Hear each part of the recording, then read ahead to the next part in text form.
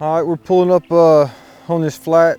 There's one tree in particular that I know's got some fish on it, sitting up there in about 5 foot of water. I'm on the upwind side now, which is different than what I would normally do, but it's shallow enough I can put my power poles down once I see it. So I'm gonna try to just come in here kind of quietly to target these fish that are in this tree. There's several trees on this flat, but there's only one that's really been holding fish. I don't have my GPS going right now. Normally I would, but I've got a pretty good idea where it's at. It's somewhere out off of this point, somewhere in there, so you see it right there. I'm gonna ease up just a little closer because I want to be able to see all around it. I'd like to be able to see the back of it if I could, but I don't want to get any closer than 30 foot. I'm gonna go ahead and stop us right there. So generally, before I even make a cast at it now, I'm gonna look pretty good, try to see where I think the fish are sitting at.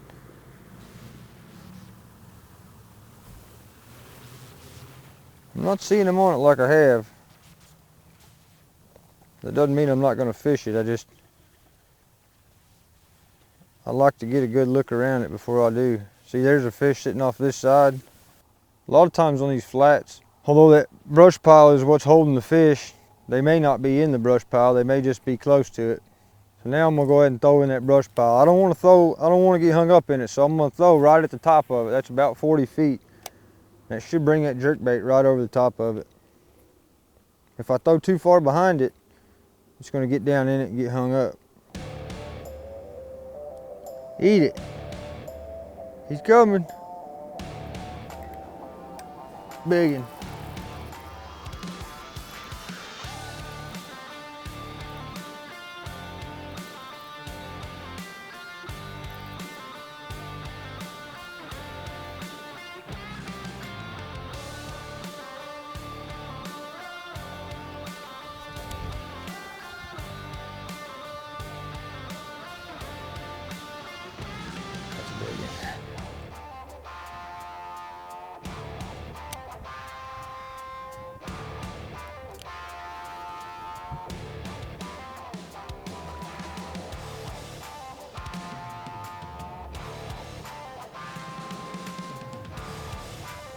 Well, he was sitting right by that tree. He just barely come up there and got it.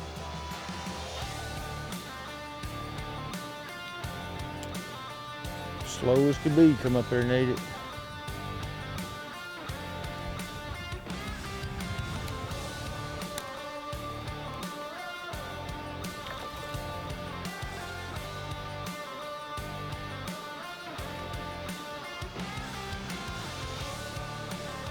She got it good, but I only got her on like 8 or 10 pound test.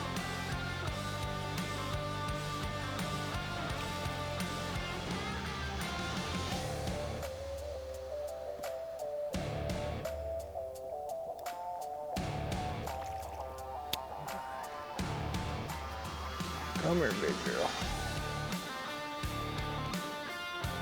Come here. Come on. Come on.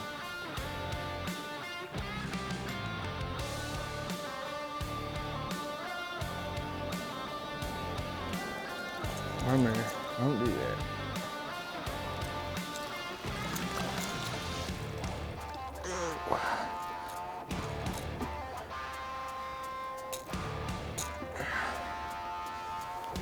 She choked it too.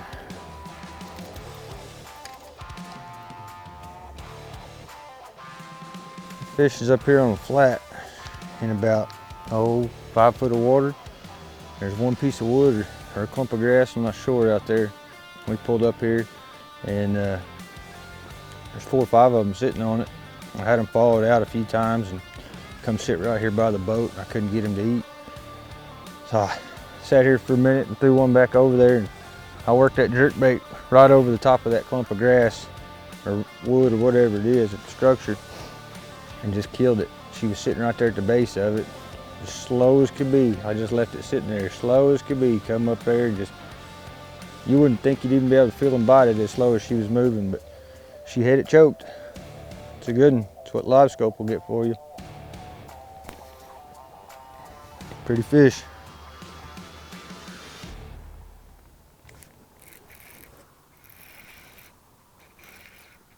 It's like another good one. Maybe not as good.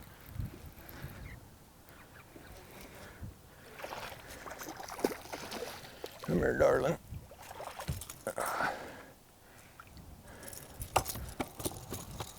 Easy. Look at them all sitting out in front of the tree now. They're all coming to see what this one ate.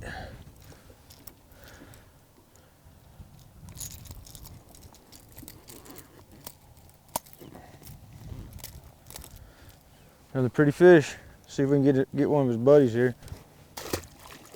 See, they're all coming out under the boat. You know, this fish is sitting right under the trolling motor right here. This is what I'm catching them off of here. I'm panning this around. See, they've all kind of spread out now. But come to my left, we're just in a flat. We're only in 5 foot of water. There's whatever they're sitting on.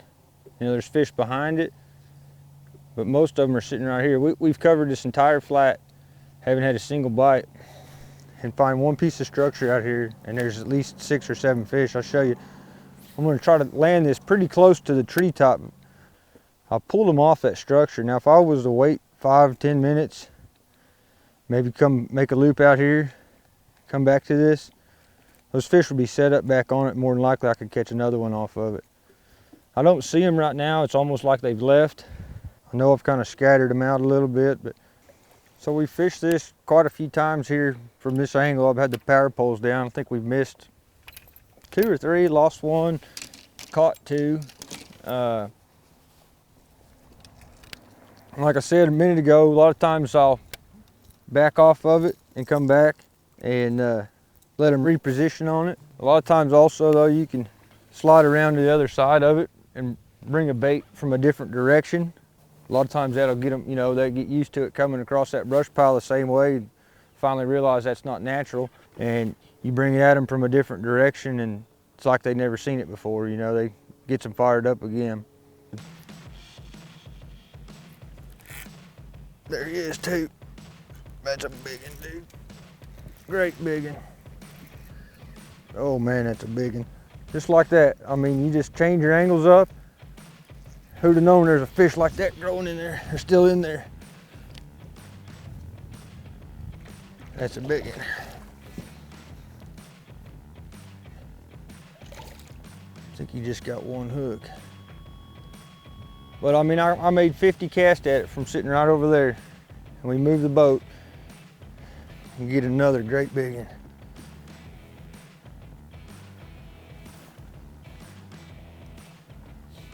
Oh, he barely got it. Barely got it.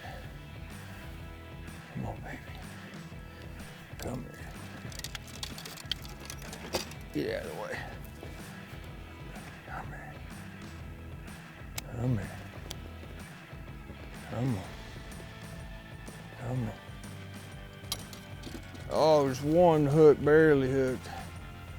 We're gonna have to get her in the boat.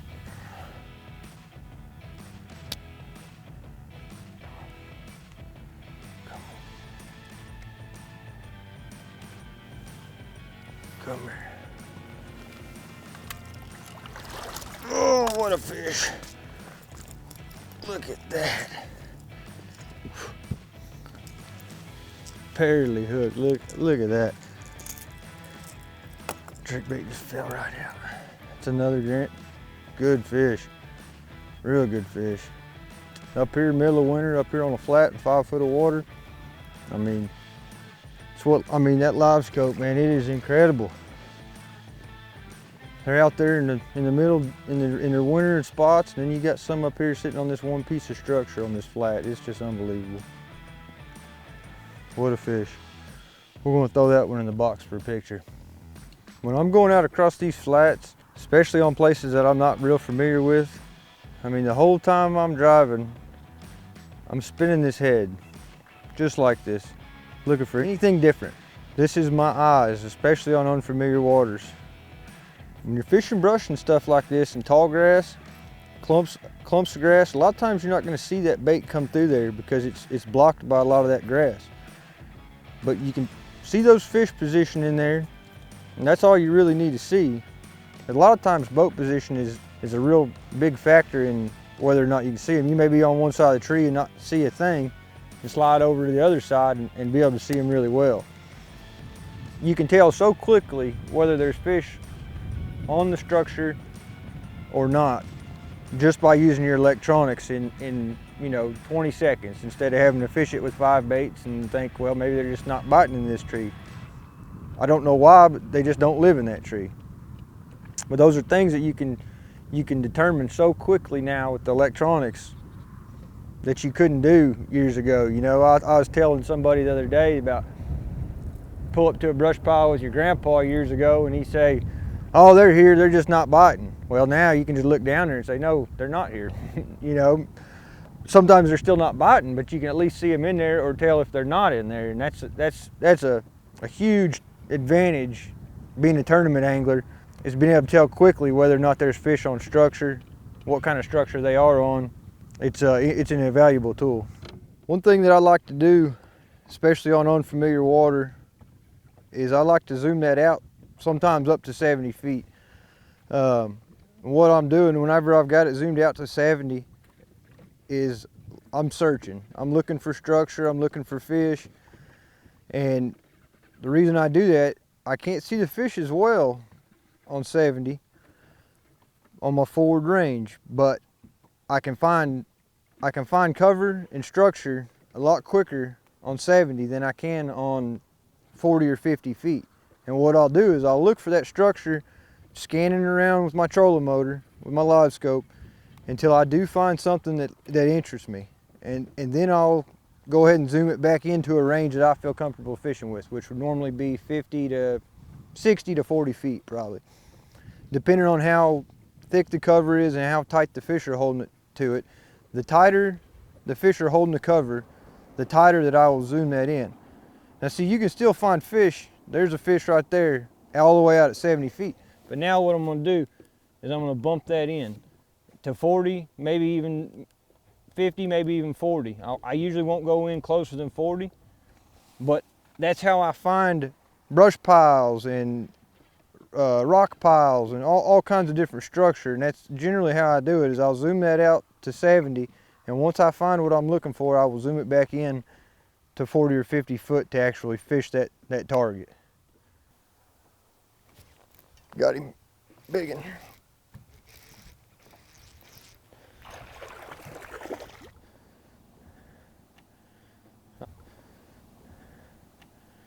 I found that fish all the way out at 70 feet and zoomed that in to where I like to look at it.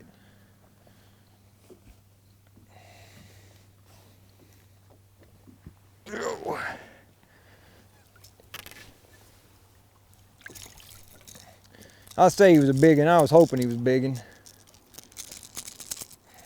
Still a good fish though.